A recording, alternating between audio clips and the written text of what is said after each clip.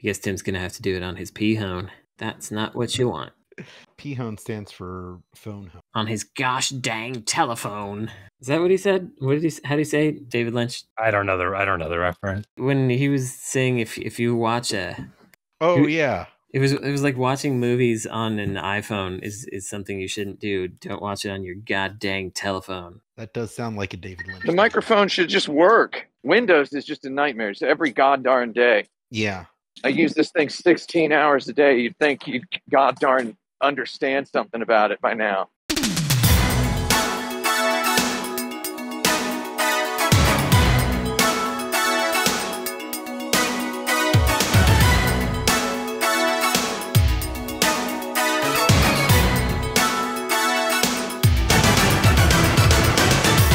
Innocent burn and insert credit. This is episode 215 of our relentless experiment of drilling video game topics to a panel of experts under a pace dictated by a horrible buzzer.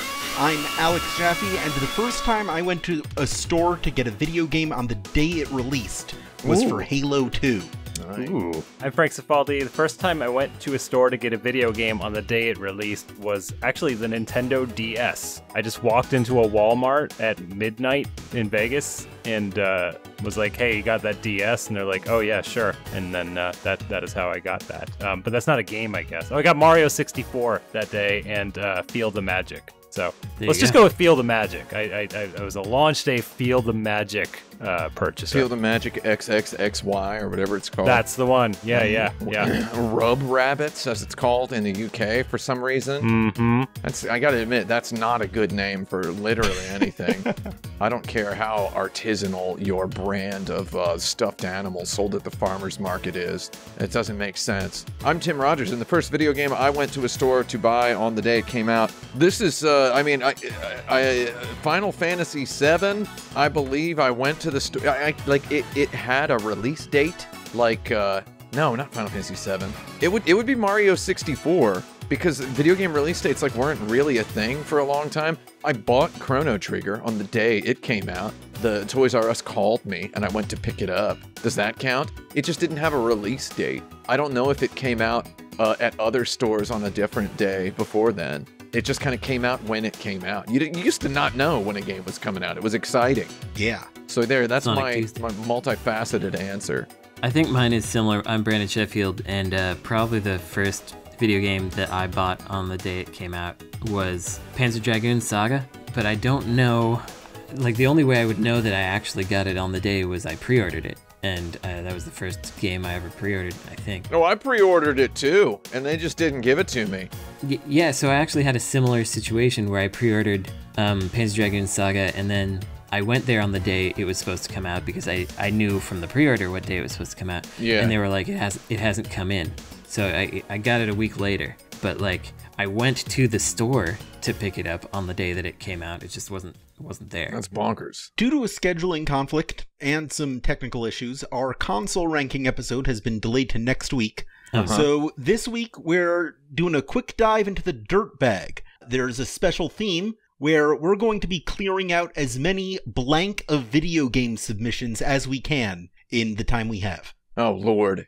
All right. We'll start with Benjamin from Indiana, who asks, what is your fine barrel-aged Kentucky bourbon of video games? Your $3 Mad Dog 2020 of video games? Okay. And your oversized novelty lollipop of video games? What? Oh, my God. That's okay. What was the middle one? The Mad Dog 2020. Mad Dog. It's what is it? It's cheap liquor. Okay. Cheap liquor. I figured it was, but I didn't know for sure. I think your fine aged Kentucky bourbon of video games is, I think, like a G-Rev shooter. Under Defeat is the one that immediately comes to mind for me. But I previously called that the Burberry scarf of video games. I think I would say it's more like an R-Type Final. R-Type Final could be, yeah. That was aged for a long time as well. I love any game with the gear shift button in it. Yeah, and it is... all R-Type games are sort of spiritual successors to one another, so it's perhaps R-Type. What's this middle one called? Johnny Big Boy? Mad Dog 2020. Mad Dog Blue Boy? Something like that. Well, no, don't go blue because blue is typically Johnny Walker blue in the whiskey Okay. world, which is yeah. That's not $20.20. No, it's it's about 8 of those. Yeah. Flavored fortified wine. Flavored, fortified with what? Like vitamins?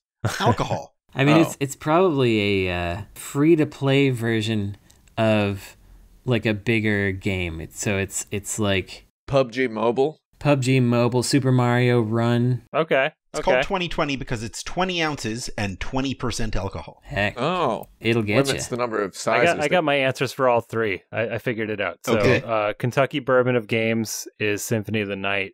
Mad Dog is the second Castlevania on Game Boy, and Oversized Novelty Lollipop is Little Baby Dracula on the Famicom / Game Ooh, Boy. Kid Dracula. No, I think it's Castlevania Judgment for the Nintendo Wii. Yeah. The Castlevania that. fighting game. It could be either Okay. of those. Okay, good. All right, good. Next one. Eric Eaton asks, what is the Bob Dylan of video games? Anthem. That's a joke. Why?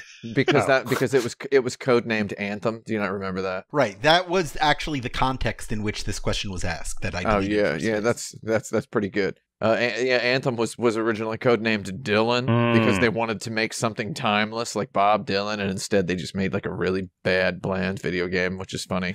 Which is timeless in a way. Can't spell bland without all the letters in Bob Dylan. My interpretation of Bob Dylan of anything is that there are earlier works that aren't as good that people like more, Uh-huh. and then later works that are more interesting that people don't like. People like less. And also, he Yeah. won a Nobel Prize for literature, but number one, you can't really understand what he says, and number two, he didn't show up to the ceremony. Nice. So I remember that. those are all things, right? Is that Yeah. helping? What video game would win a Nobel Prize and not show up? Would win a Nobel Prize for its lyrics, its unintelligible lyrics, and then not show up to receive the A prize? travesty. Roberta Williams, until recently anyway, never showed up for things, right? So she made King's Quest, which I don't know if it's you know what? Playing it, yes, I would call it unintelligible as a game.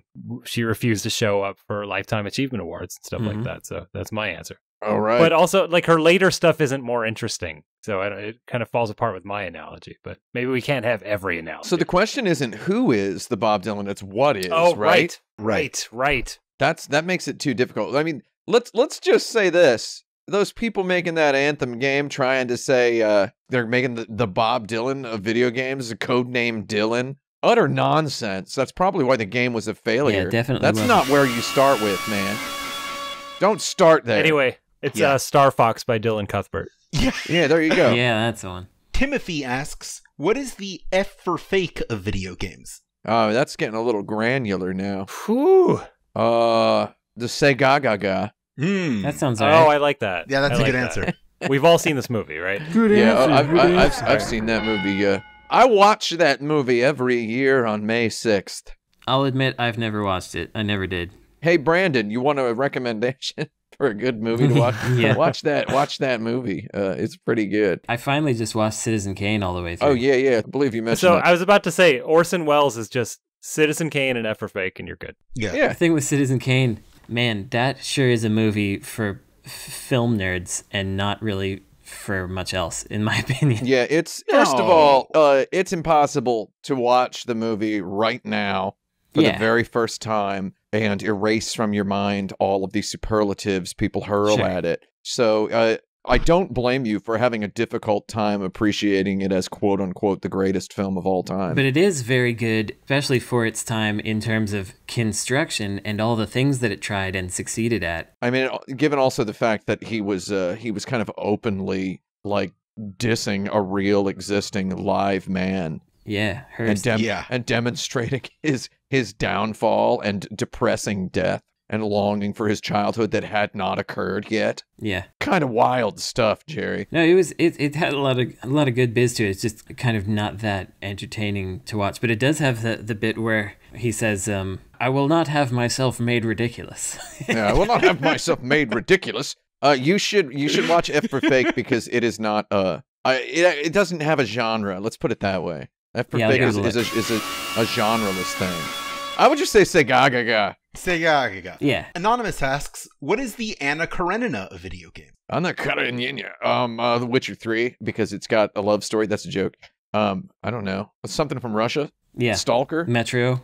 Stalker. Yeah, that's the Russian game, right? That's the Metro Exodus is also the Russian game. Yeah, Metro is also. True. What you wanted me to just list games that might have been made in Russia? I feel like in an alternate universe, Alan Wake could have been made in Russia. Did you also, Frank, go to the Russian consulate? For that? What was the name of that company? 1C. 1C, yes, Russian computer game company. Yeah. We saw them very proudly display Il-2 Sturmovich, which was like, who even knew what that was? It was some sort of, it was a dogfighting game for like PC, I think. Oh. Well, I mean, the one that stuck out for us was Rig and Roll, which was Rig and Roll.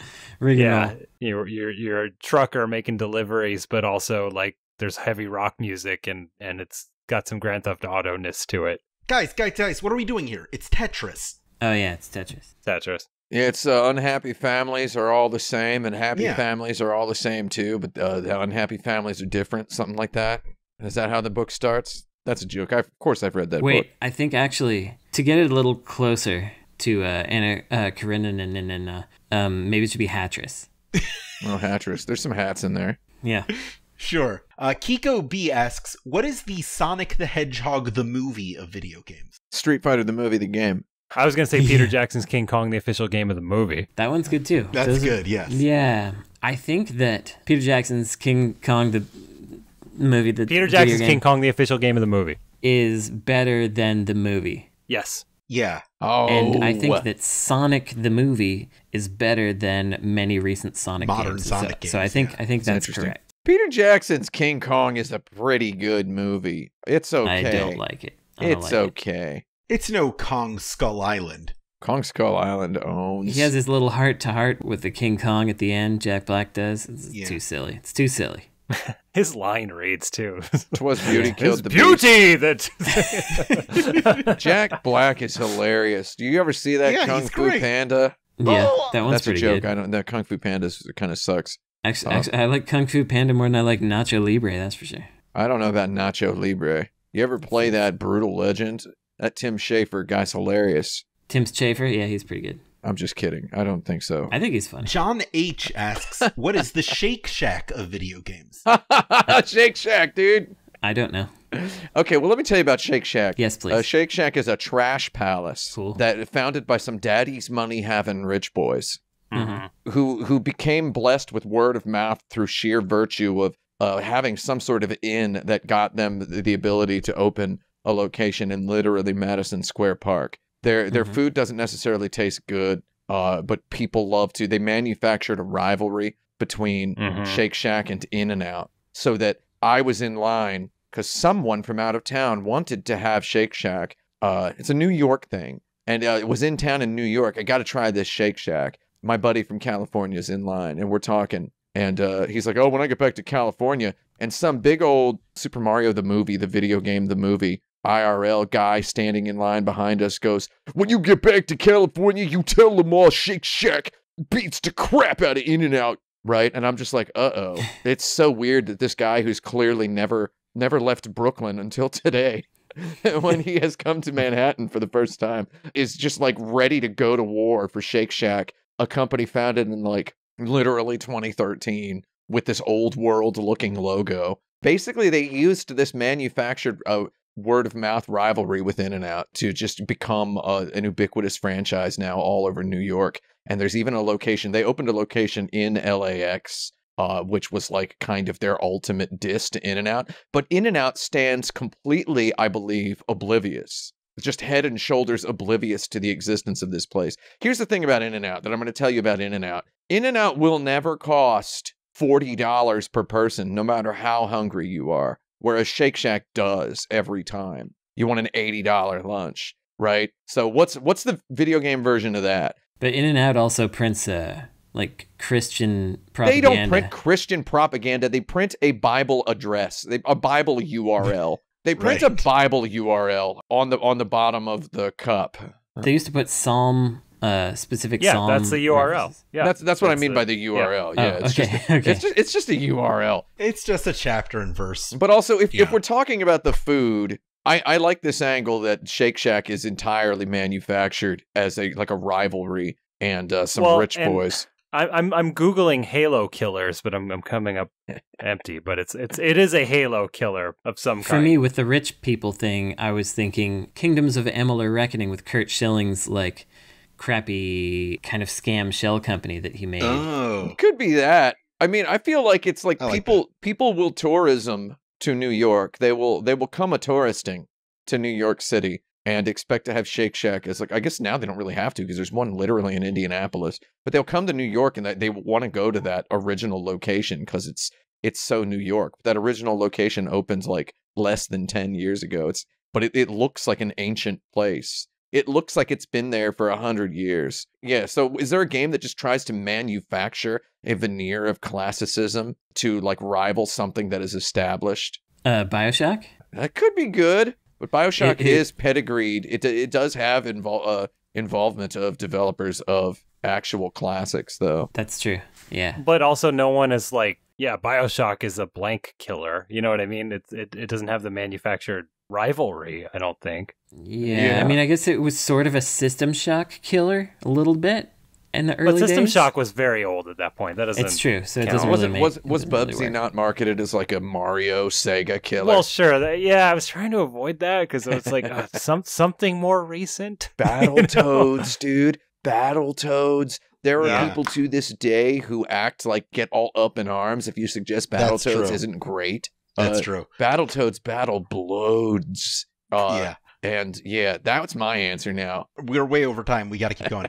Per Hasselstrom asks, what is the Satantango of video games? What's What's that? It's a 1994 Hungarian epic drama film directed by Belatar. Oh, Satantango. Okay. Yeah, I know runs that. for more than 7 hours. The 7-hour-long movie. That's a long one. I can't tell you how many times per day someone asks me if I've seen that movie simply because I made an 8-hour, 9-hour, 6-hour YouTube video. The length of the video differs depending on who is talking about it. People ask, have you seen that movie? It's like, I mean, I don't know. Have I also lived 10 hours of a day before? Like, what other questions you want to ask? Have I ever spent 9 hours doing something else? Like, I don't know. I've never seen that movie. All I know about it is that it's 7 hours long. So what's a video game people only know because it's long? Or not even just because it's long. They know one thing about it that's extreme. I feel like there's a million like meme games that are just like, haha, this game is ridiculous.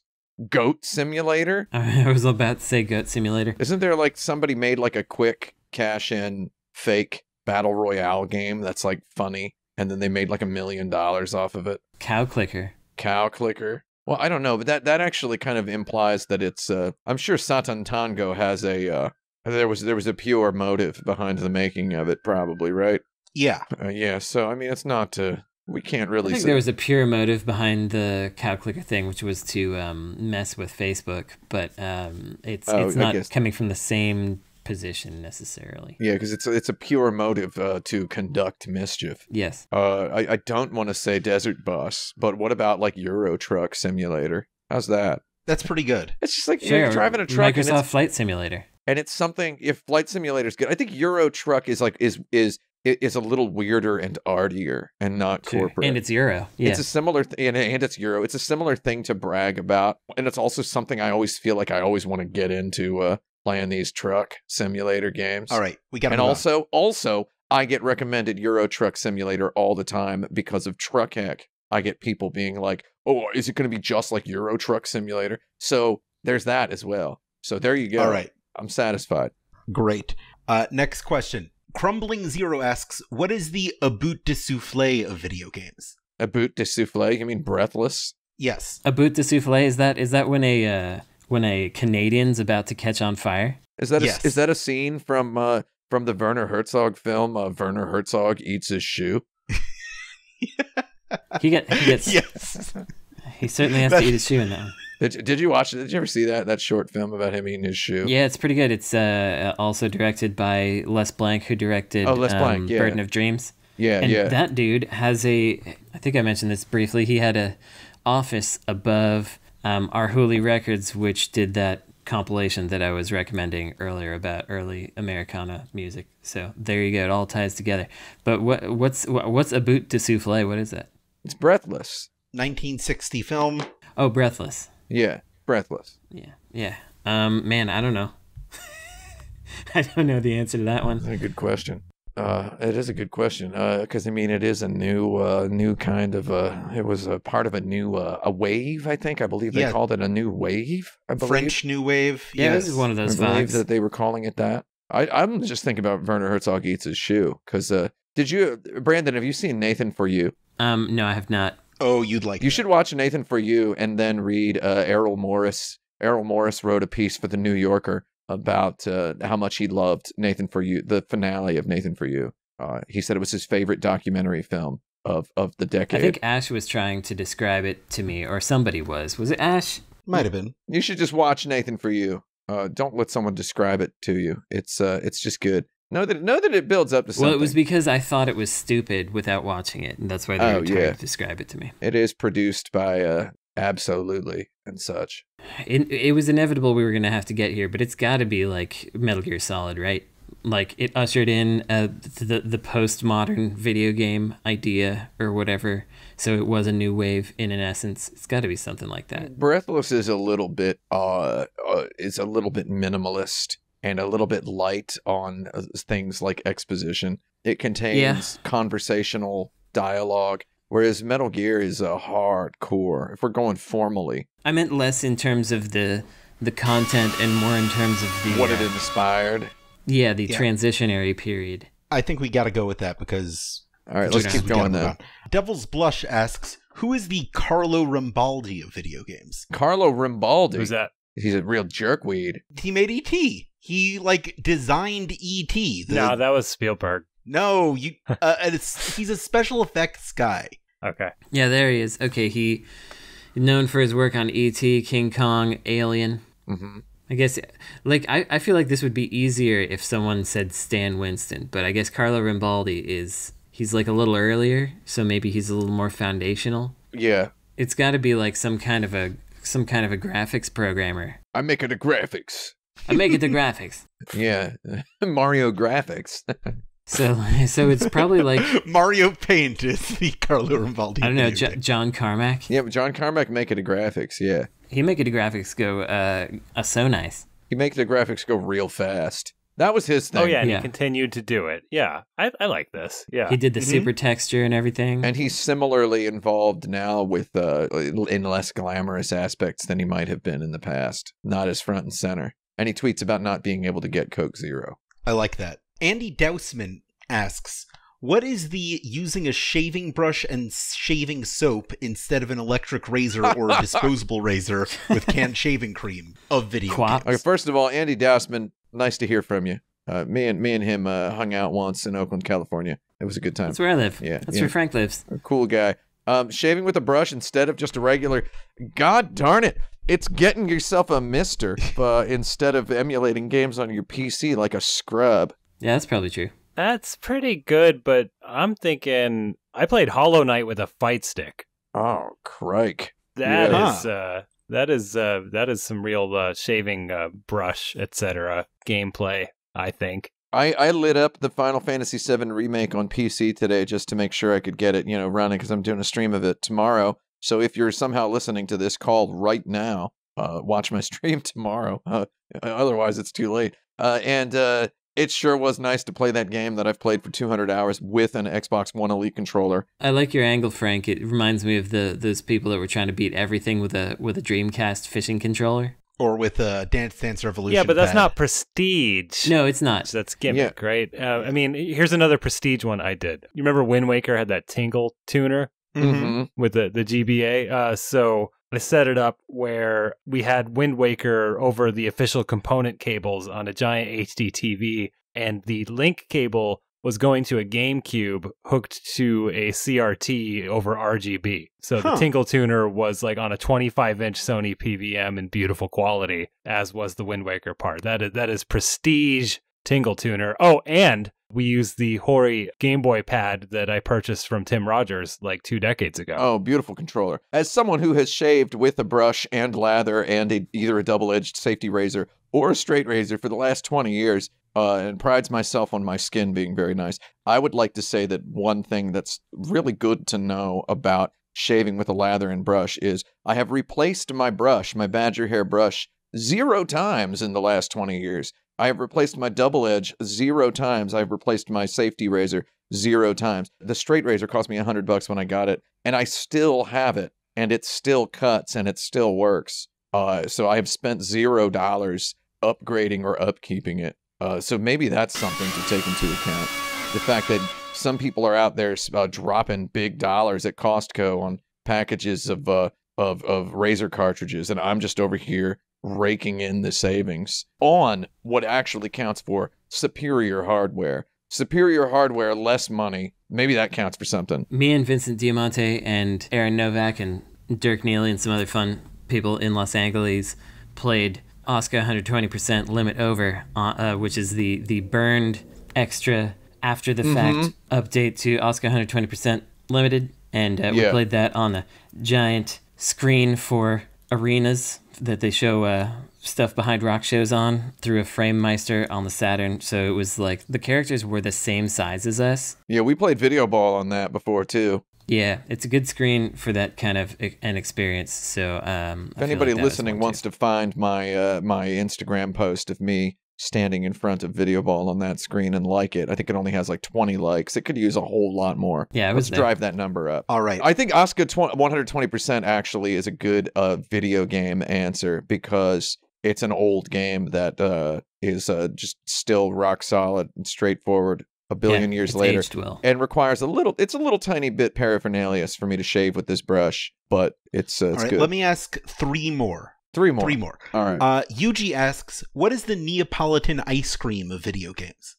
Oh, that's a Super Mario Bros. Duck Hunt and World-class track meet. Yeah. Yeah. Break it out at birthday parties, and if anyone complains, they're being picky. Because which one of those 3 games don't you want? And also Mario's chocolate and Duck Hunt is strawberry, and World-class track meat's vanilla. Yeah, because let's face it, the vanilla is never the strongest. I would flip around World-Class Drag Meat and Duck Hunt. For flavor complexity. Vanilla ice cream is delicious, but I think but not in a Neapolitan Yeah, in box. Neapolitan it's always inferior. Yeah, okay, that's fair. Yeah, I think that's it. Rainbow Battlekid asks, what or who is the Michael Jordan of baseball of video games? Oh, so Michael Jordan, man, I almost want to say Kurt Schilling, Kingdoms of Amalur, because Michael Jordan, if you've watched The Last Dance and you've watched the 30 for 30 documentary, Jordan Rides the Bus, and if you've paid attention, I mean, obviously basketball skills do not carry over 100% to any other sport, though Michael Jordan's work ethic certainly does. He got good at basketball. He credits his obsessive amount of practice with his being responsible for 100% of his basketball skill. It was all practice for him. And that and being tall. It is said, if you look at the numbers and look at the way the numbers were evolving, he would have been good at baseball if there hadn't been, there was a strike and they were asking the AA teams to move up. And as a member of the NBA Players Union, he did not want to be a scab in baseball. So he quit baseball and just went back to basketball. So he did not quit because it is hugely misconceived that he quit baseball because he wasn't good at it. He was getting better at an insane rate. So I don't know. Tim, I hate to contradict you, but Michael Jordan quit baseball so he could save the Looney Tunes from the Monstars. Oh yeah, I guess that's true. Space Jam, baby. We just watched that over here recently. I guess it would be someone who switched careers, but actually could have been pretty okay at it. I'm thinking switched genres, did one, it was promising, and that was it. Or what about a studio that made a game that didn't sell even though it was good? Yeah, that's good too. And then they went out of business or whatever. Steven Spielberg's Boom Blocks, dude. Boom Blocks. Yeah. But game's they did a good. second one. Well, but then they did do another one. Well, okay, they did do another one, but they didn't the Spielberg's little production company, Spielberg didn't decide to direct any video games after that, did he? Yeah, they never finished LMNO or whatever it was called. Yeah, so Spielberg. I'm going with Spielberg's Boom Blocks. Yeah, that's pretty good. Boom Blocks was good. Have you guys played Boom Blocks? That game's good, man. Nope. I don't know. Game rules. Yeah, people liked it. I Didn't have a haven't story. played, but I've also never seen Michael Jordan play baseball, so Nice. might hold. There you go. Paul asks, and this is a question I've almost asked many times, what is the Weird Al Yankovic of video games? Weird Al Yankovic. Oh, well, I don't want to say like Saints Row, because Saints Row is the Family Guy of video games. Yeah. Yeah. Weird Al and Yankovic is not the Family Guy of music. No. There aren't a lot of good parody things, and I think the closest is something like Undertale, which is a parody without making fun of it. I was tempted to go Arcane Kids, but it's not pure parody. Also, let's not Yeah. forget that Yankovic puts out full albums. Sure. Of original and stuff they as are, well. yeah, and there's original stuff in there as well. And he's famous for changing the word bad to fat or like whatever. Like, I mean, you got to admit, there's genius there. It's genius. A lion of genius sleeps somewhere within the jungle of changing the word bad to fat. I think it's all pretty funny and Yeah, decent Weird Al's great. stuff, and good instrumentalists on those albums. I guess it would have to be like a dev team that can do anything. So like, I don't know, 90s Hudson or something like that. What about Interesting. game publisher Palladium Interactive? I'm going to read you their output, okay? Microshaft Wind Blows 98. Wind blows. Okay. Pissed. As Yeah. in Oh, I Mist. know Pissed. Oh, it's for people who got mad at X Mist. Fools, the spoof is out there, Nice. and then Wishbone Activity Zone based on the doc. So, Perfect. yeah. I think that's pretty good. That's Yeah, varied output. that's probably the Weird Al Yankovic. I'm video going games with right there. Boom Blocks for Nintendo Wii. What if Wishbone Activity Zone is, really good? Like Ye- like they didn't have to It do might be. the parody thing. They really Yeah. just put their heart into Activity Zone. It well could be. Yeah, we just got through a third of the video games questions. We might do very another edition of this some other time. Hopefully people send a bunch more in a Yeah. similar vein. Let's sign off for now, and next week we'll be back with our console ranking episode. Or will we? Or will we? We'll find out. Till next time, the show is edited by Esper Quinn, with music by Kurt Feldman. I'm Alex Jaffe, I'm Frank Spaldi. I'm Tim Rogers. I'm Brandon Sheffield. and you have now saved your game.